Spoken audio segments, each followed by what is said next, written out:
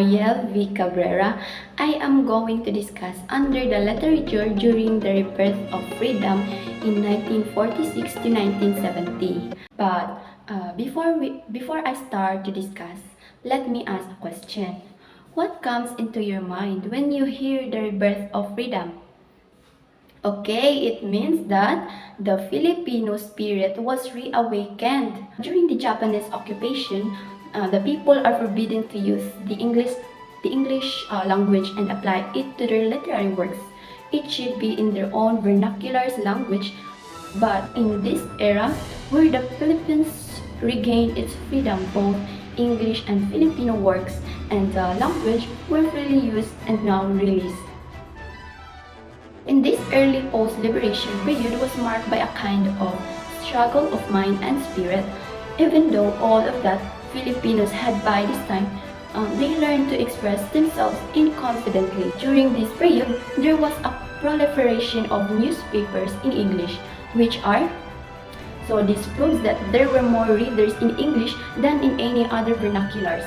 And some of their works in this period are The Voice of Veteran, Twilight in Tokyo, The Passion and Death of Yusafe, Freedom and Democracy, Betrayal in the Philippines, and lastly, Seven Hills Away. And the very famous writer who was named Jose Garcia Villas with his work Have Come I'm Here, in which specifically that mostly are related to the theme of traditional love of nature, social and political issues.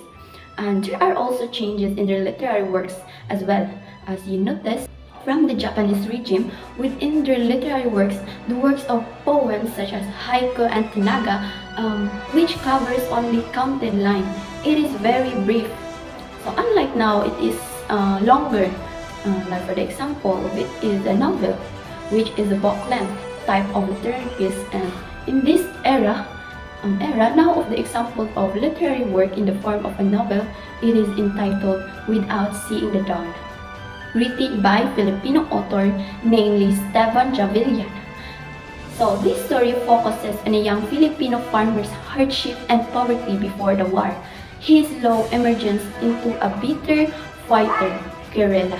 During this period, the Philippine literature in Tagalog was revived and most themes in the writing dealt with Japanese brutalities.